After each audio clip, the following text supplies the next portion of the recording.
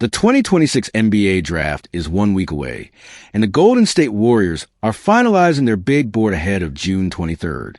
Holding the 11th pick, their first lottery selection since 2021, Golden State has a genuine opportunity to add a piece that can make an immediate difference alongside Stephen Curry. The most likely outcome is they stay put and take their highest-ranked prospect. But they love two players. Trading down for a second first-round pick or moving future capital are also possibilities on the table. Hey, what's up, everyone? Before we jump into everything today, that like button right there is what decides if this video hits hundreds or thousands of people. 1 second is all it takes, but the impact on this channel is massive. Go ahead and hit that like button right now. Seriously, it's the simplest thing you can do, and honestly, the best way to back this content up, because every single like pushes us further. So hit it now. Before breaking down who makes a cut, it is worth noting which names are off the board for Golden State entirely. Small forward A.J. Dibansa from BYU, guard Darren Peterson from Kansas, power forwards Cam Boozer and Caleb Wilson, and point guards Keaton Wagler, Darius Aka Jr., Mikael Brown Jr., and Kingston Flemings are all out of reach. These 8 prospects are widely viewed as the cream of the 2026 class. Trading up for any of the top 4 would be far too expensive. As for the point guards, the cost to trade up would not justify the reward.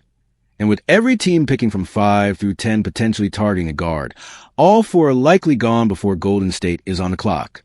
So who does make Golden State's board? Here is how the 10 most relevant prospects rank for the Warriors specifically. At the top of the list sits Yaxel Lendeborg, a 6 foot, 8.75, 241-pound forward out of Michigan. Lendeborg stands out as a prospect who would have the most immediate impact of any realistic option for Golden State. The Warriors have open minutes at both the 3 and 4, particularly when Guay Santos and Draymond Green are resting. With his combination of size, shooting, passing, and defensive versatility, Lendeborg can legitimately play both positions. The main question is ceiling. At 23 years old, he never fully dominated in college, and critics fairly note that younger prospects in this class might produce bigger numbers given 4 years of development. Still, if the Warriors are comfortable with a high-end role player, Lendeborg is their best option at 11. Coming in second is Braden Burries, a shooting guard from Arizona who measures 6 feet 3.75 inches and 215 pounds. Burries is a textbook 2-guard prospect. His three-point mechanics are fluid and reliable, and his combination of strength and athleticism allows him to defend both shooting guards and small forwards at the next level. There is no glaring weakness in his profile. The concern is more about ceiling than floor. Burries projects as a solid secondary ball handler who can put points on the board in various ways, but it is unlikely he ever becomes the primary offensive engine of a winning team. Third on the board is center Ade Mara from Michigan, who stands at 7 feet 3 inches. Mara brings passing ability and shot-blocking instincts reminiscent of former Warriors center Andrew Bogut, though Bogut was a superior prospect. The worry defensively is that Mara may struggle guarding quicker players when switched onto perimeter. There's also a fit concern. Golden State has intentionally surrounded Draymond Green with stretch 5s for 2 seasons, and Mara is not that. However, his size and offensive intelligence as a high-post hub could open dimensions that head coach Steve Kerr would find appealing.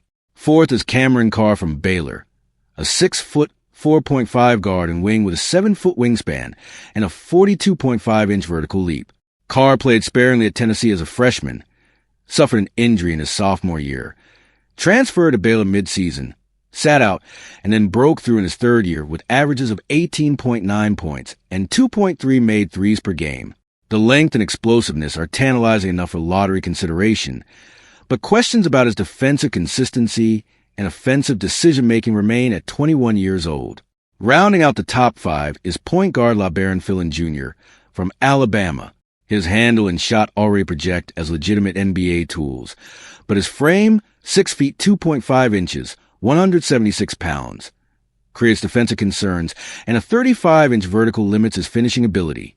For the Warriors, Philin would only factor in if they acquire a second first-round pick, as current reporting suggests Golden State is not targeting a point guard with the 11th selection. The bottom half of the board features point guard Ibuka Okri from Stanford, a quick and elusive ball handler who shot 35.7% from three in his lone college season, but whose 6-foot, 1.25 frame makes him a defensive liability. Small forward Kareem Lopez, playing professionally in New Zealand at just 19, is a long-term project at 6 feet 8 inches with playmaking flashes, but inconsistent shooting. He connected on just 32.6% from deep last season. Tennessee's Nate Ament, also 19, projects as a floor spacer from 6 feet 9.5 inches, but lacks the explosiveness to create his own shot at the NBA level. Michigan big man Morez Johnson Jr. brings shot-blocking ability and athleticism defensively, but offers almost nothing offensively to distinguish himself. Washington's Hannes Steinbach finishes intelligently around the rim and shot 34% from three in his one college season, though his limited athleticism and just 1.2 blocks per game raise ceiling questions. The Warriors enter draft night with a real decision to make, and every name on this list brings a legitimate case and an equally legitimate concern. The Golden State Warriors are walking into the 2026 NBA draft with multiple roster needs and only one lottery pick to address them. With the 11th selection on June 23rd, they cannot fix everything at once. But the direction of recent rumors is making it increasingly clear which position Golden State plans to skip, and that position is point guard. The Warriors have been widely linked to several prospects on the wing and in the front court, while notable point guard options have been left off their reported radar.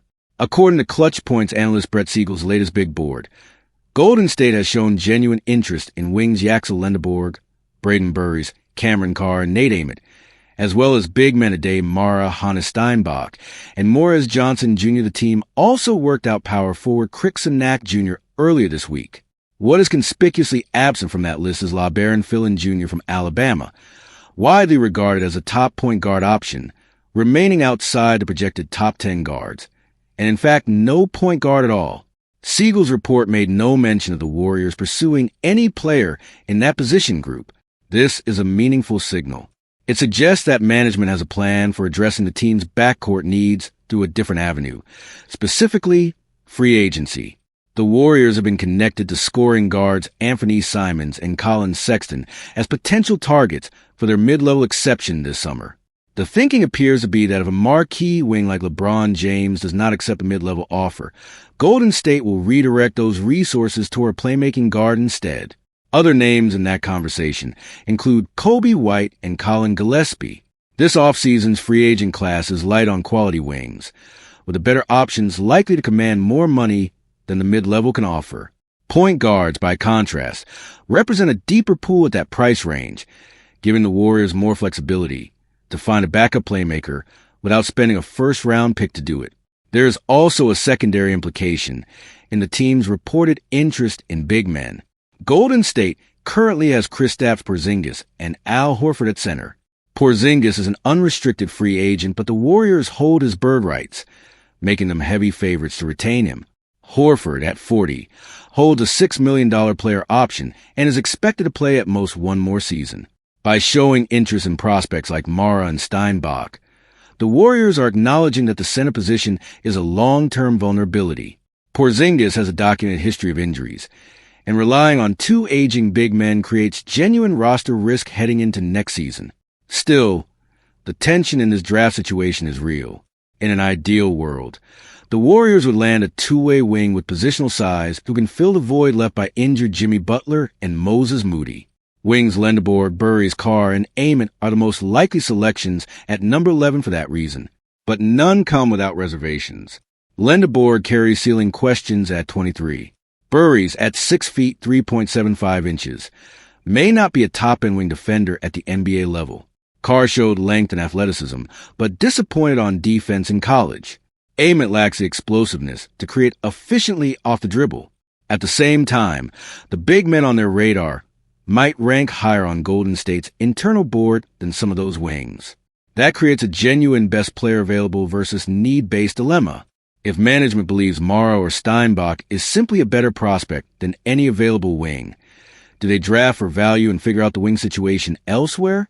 Or do they prioritize positional fit and address the most pressing void on the court? The Warriors will not have to answer that publicly until draft night. Looking deeper at the free agency picture, it becomes clear why the Warriors would rather use the 11th pick on a wing or big. The mid-level exception this offseason is expected to be competitive enough to attract a legitimate starting caliber guard. Anthony Simons, a dynamic scoring guard capable of running an offense and hitting threes at volume, would represent a major upgrade at backup point guard. Colin Sexton offers similar offensive value through his slashing ability and mid-range scoring touch. Both players profile as contributors who could take playmaking duties off Stephen Curry's hands on certain possessions, allowing the two-time scoring champion to function more efficiently as an off-ball threat.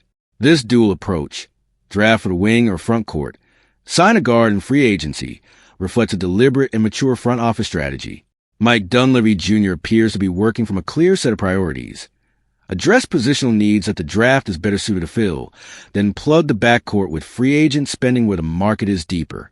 The plan is logical, though its success depends entirely on how the open market develops after June 30th. If primary guard targets are unavailable or too expensive, the strategy gets complicated. But for now, the signal from the rumor mill is unambiguous. Golden State is drafting a forward or big man on June 23rd, and point guard is simply not on the menu.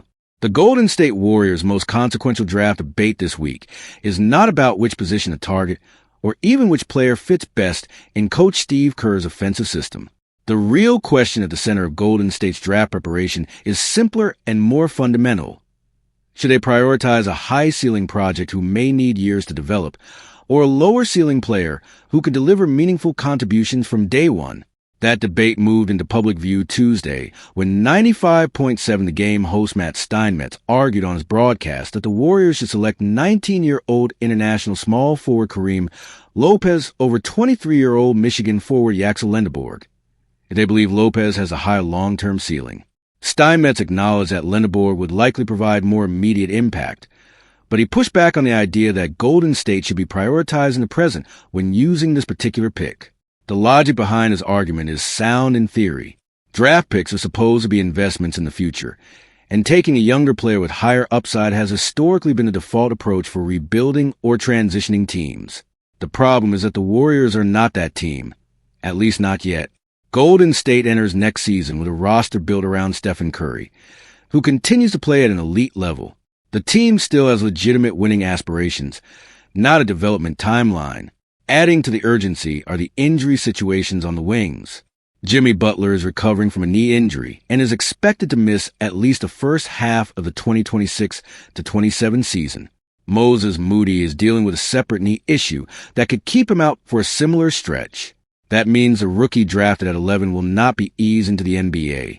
He will be thrown directly into a rotation with playoff expectations and real minutes to earn. On top of that, consider the broader injury landscape on the roster. Kristaps Porzingis, even if re-signed, carries a well-documented history of injuries and illness that makes him an unreliable foundation. Al Horford is 40 years old and operating on a veteran minimum deal. However many games he plays next season will be a bonus, not a guarantee. Stephen Curry himself missed 39 games in the 2025-26 season. Draymond Green, now 36 years old, has accumulated significant wear and tear over a long career and would need an exceptional year to play 68 or more games again. This is a roster that needs contributions now. It is not a roster that can absorb a 19-year-old who requires patience and protected minutes to develop. In this context, the case for Lendeborg becomes compelling and clear. At 6 feet 8.75 inches and 241 pounds, he has the size and weight to play both the 3 and the 4 against NBA competition. His game, built on reliable shooting from perimeter, intelligent passing as a secondary creator, and a defensive awareness to guard multiple positions, translates directly to what Golden State needs from a wing contributor right now. The Warriors have open minutes at both forward spots when Gue Santos and Draymond Green are off the court together, creating a ready-made opportunity for a rookie who does not need the ball to be effective. Lendeborg would not spend his first season searching for a role. He would walk directly into one and be expected to produce from the opening weeks of the season. The counter-argument that Lendeborg's value shrinks once the Warriors eventually rebuild also misses the mark.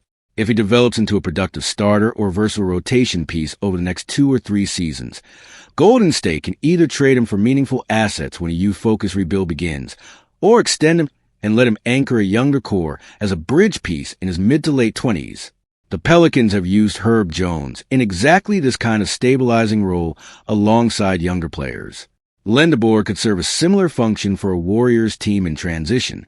As for Lopez, there is no question he has the age profile and physical tools to develop into something significant.